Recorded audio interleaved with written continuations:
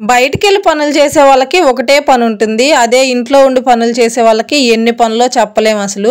చేసే కొద్దీ వస్తూనే ఉంటాయి. తోడే కొద్దీ బావిలో నీళ్ళొచ్చినట్టు. ఒక్కోసారి ఇలా అనిపిస్తూ ఉంటుంది. క్షణం తీరిక లేదు, దమ్ముడే ఆదాయం లేదని. ఇలా మీలో కూడా ఎవరికన్నా అనిపిస్తుందా? అనిపిస్తే కామెంట్ చేయండి.